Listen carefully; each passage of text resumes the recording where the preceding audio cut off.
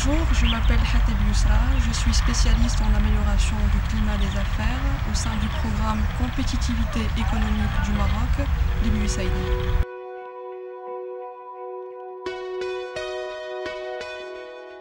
Je pense que c'est le moins qu'on puisse dire, c'est même un parcours de combattant quand il s'agit de projets. Je pense qu'aujourd'hui tout le monde est d'accord pour dire que effectivement cette procédure fait tâche à l'environnement des affaires.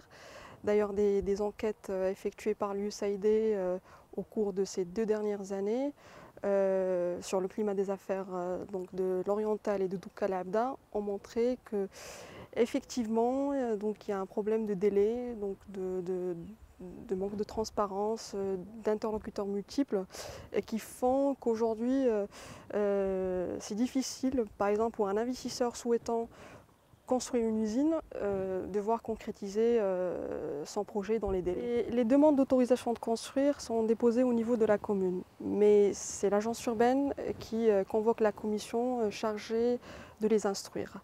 Alors nous, au sein de ce programme de l'USAID, nous avons voulu comprendre les raisons de ce dysfonctionnement. Et pour cela, nous avons fait une étude d'un échantillon de 130 dossiers passés en commission dans les agences urbaines de Safi et de Oujda. Et nous avons été surpris de prime abord de voir que déjà presque la totalité des dossiers sont ajournés au moins une fois. Et 45% de ces dossiers sont ajournés plus de 3 fois. C'est-à-dire que les dossiers, quand ils arrivent en commission, on les passe et on les repasse jusqu'à 3-4 fois, parfois même on a vu des cas de 6 fois, 7 fois, pour qu'on puisse donner un avis sur la faisabilité technique du projet. Alors, ce qui est encore plus surprenant, c'est que dans la moitié de ces cas, c'est-à-dire les 50% des dossiers ajournés, sont ajournés parce qu'ils sont incomplets. Soit il y a des pièces administratives qui manquent, parfois des pièces techniques, ou tout simplement on se rend compte au moment de la commission qu'il faut intégrer d'autres intervenants selon la nature du projet. Par exemple, si c'est un projet touristique, on dit qu'il faut convoquer le ministère du Tourisme pour qu'il donne un avis sur la faisabilité du projet. Et même quand on convoque ce ministère, on se rend compte qu'il n'a pas reçu le dossier. Même quand il reçoit le dossier, ce ministère dit qu'il n'a pas les pièces qu'il veut parce qu'il a besoin d'un certain nombre de pièces spécifiques pour se prononcer. Et donc voilà, on se retrouve à faire des réunions pour dire que le projet, le dossier est incomplet. Au bout de la 5e fois, on n'est même pas capable de se pencher techniquement sur l'étude de ce projet. Donc aujourd'hui, il n'y a pas ce qu'on appelle la qualification des demandes d'autorisation de construire avant qu'ils soient transmis en commission.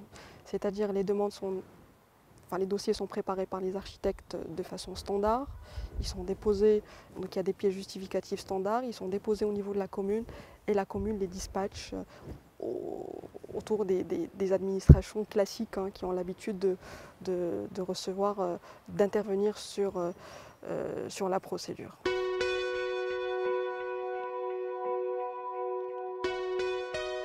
Eh bien, notre recommandation était tout simplement de suggérer, de généraliser une qualification des demandes d'autorisation de construire qui va permettre donc, aux usagers, aux architectes, aux citoyens, aux pétitionnaires, quelle que soit donc, leur qualité, de constituer un dossier complet avant de le déposer, donc prendre connaissance donc, de l'ensemble des administrations qui seront impliquées dans l'instruction de leur dossier et de l'ensemble des pièces justificatives qui leur seront demandées. Je rappelle juste que cette grille a été validée donc, par toutes les administrations concernées, la commune, l'agence urbaine, l'ensemble des services extérieurs et aussi donc, les architectes, les promoteurs immobiliers et tous les intervenants dans ce processus.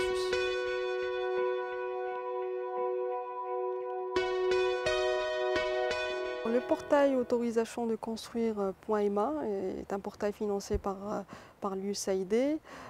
C'est d'abord une plateforme informative qui permet à n'importe quel usager, architecte, promoteur ou simple citoyen de se renseigner sur la procédure, sur comment constituer son dossier, les prérogatives de chaque administration dans la procédure, les lois et les règlements qui sont en vigueur, mais aussi, et c'est ce qui fait je pense sa plus grande valeur ajoutée, c'est la possibilité de qualifier en ligne son projet. C'est-à-dire le pétitionnaire peut se connecter à travers ce portail dans la rubrique qualification en ligne de votre projet, répondre en ligne aux différentes questions de la grille et le système leur crache de manière instantanée les administrations donc, impliquées dans le processus et la liste des pièces justificatives qui sont classées bien sûr par administration.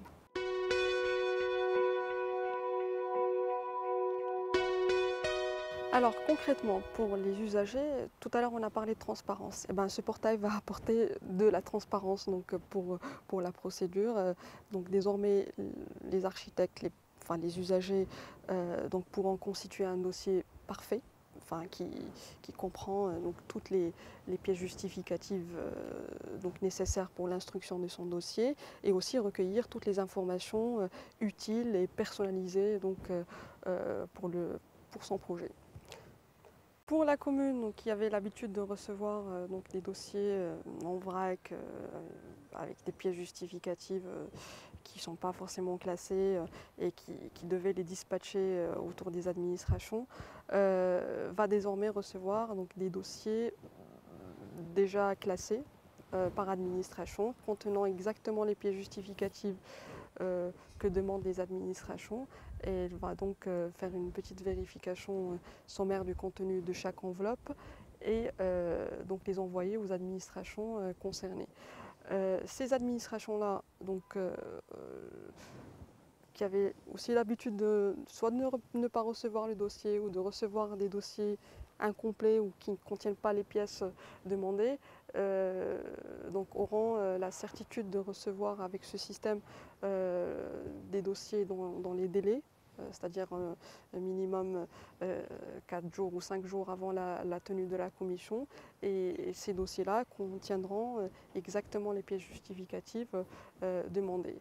Donc, ces administrations-là doivent s'engager à leur tour de venir en commission avec déjà une décision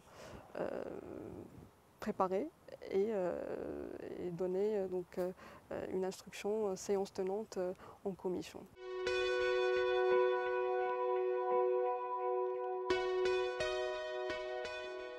La qualification en ligne des demandes d'autorisation de construire pour les grands projets est actuellement opérationnelle pour les villes de Safi et de Oujda. El Jadida et Rabat sont en cours de se doter de ce projet. Et donc le ministère de l'Habitat est en train donc, de faire un travail pour généraliser l'utilisation de cette grille de qualification sur tout le territoire marocain et ça devrait se faire d'ici la fin d'année 2013.